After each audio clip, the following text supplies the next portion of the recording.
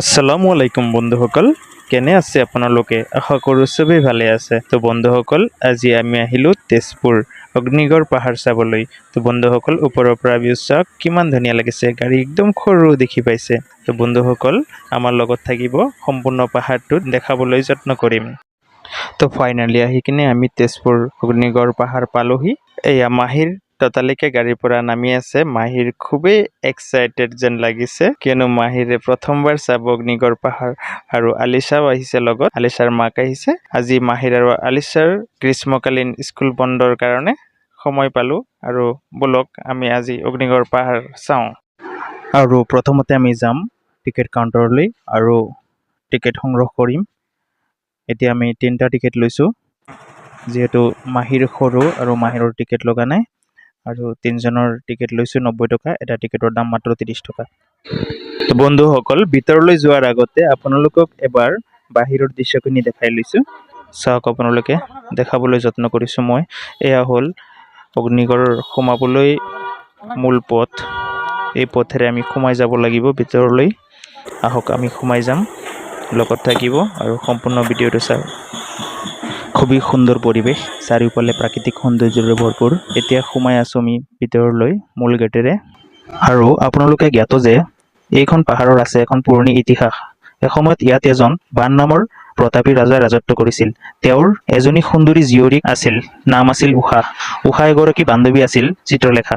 চিত্ৰলেখা চিত্ৰকলাত পাকৈত হোৱাৰ লগতে মায়াজালতো নিপুণ আছিল। এদিনাখন ৰাতি উষাই সপোনত এজন ৰাজকুমাৰক দেখা পালে আৰু সপোনৰ ৰাজকুমাৰজনৰ ৰূপ গুণত মোহিত হৈ তেওঁক পাবলৈ ব্যাকুল হৈ উঠিল। উষাৰ ব্যাকুলতা দেখি উষাৰ অনুৰোধ মৰ্মে উষা সপোনত দেখা ৰাজকুমাৰজনৰ ছবি চিত্ৰলেখাই অংকন কৰিবলৈ ধৰিলে।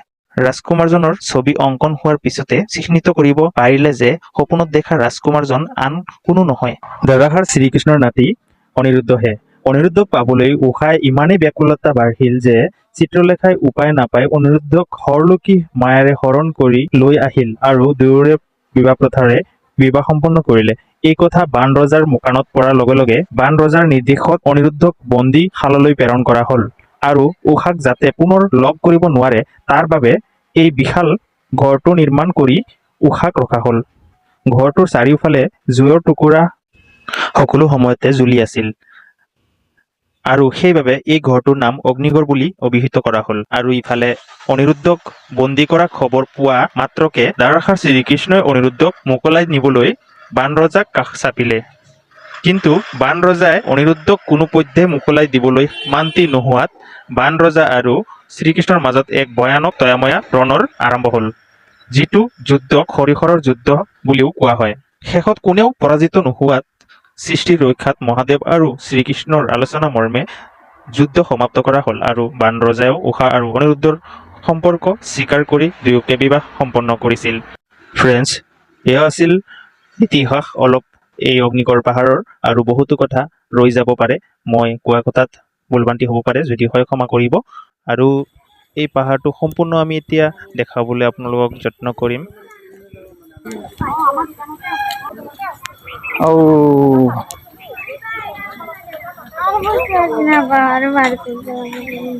যোৱা যোৱা তাতে ৰখিবা, ফটো উঠিম। যাম বোলা। বাবা নুঠিবা নুঠিবা, মাহিৰ নুঠিবা। এয়া কথা নামানে মাহিৰে। চাওঁ তোমাক লৈ মই ধৰি ল'ম নহ'লে নুঠিব নিদিওঁ। চাওঁ ধৰি ল'ব দিয়া না, এনেকুৱা নকৰে নহয়। মোক ধৰি ল'ব দিয়া, এটা চাৰ্টত ধৰি ল'ব দিয়া। লাহে লাহে লাহে লাহে উঠিবা।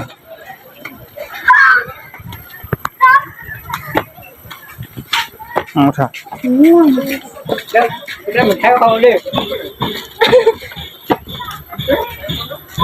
ধৰি ল'ব দিয়া মোক, নহ'লে পৰি যাবা পটককে। হ'ব, হৈ গ'ল বেছি ওপৰত উঠিব নালাগে।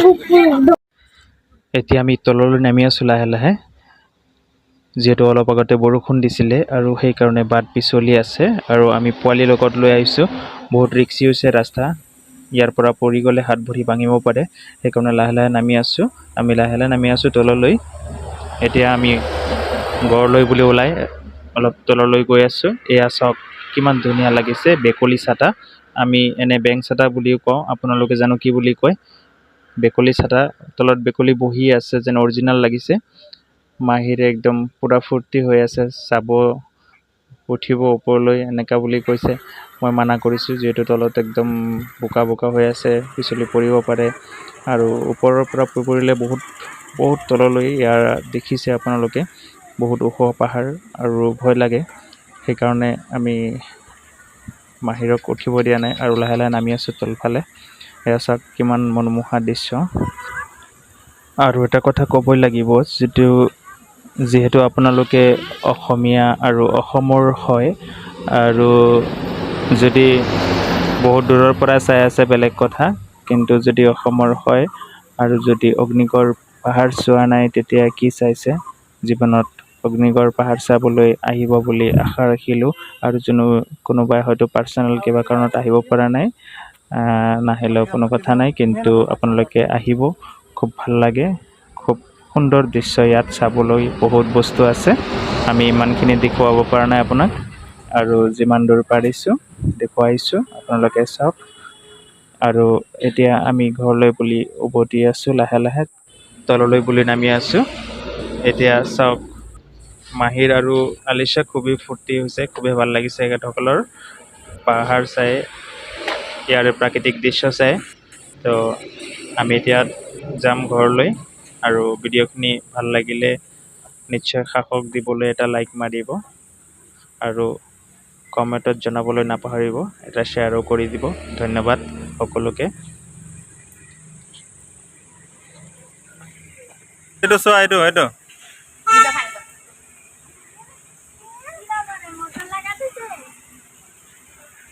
নাই, ওপৰৰ পানী পৰি আছে, ওপৰৰ পৰা কাটল পকি আছে। এইয়া কঁঠাল পকি আছে পুৰা, হে এইটো চোৱা, কঁঠাল পকি আছে ন, কঁঠাল পকি আছে, খাবলৈ মানুহ নাই। চাওক, এইটো ফাটি আছে একদম পকি কিনে, এইটো ওপৰত।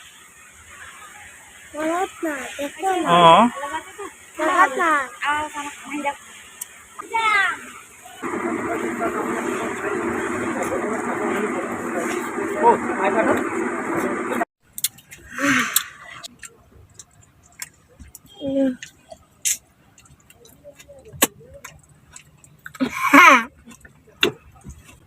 Hejun, amma ki kha.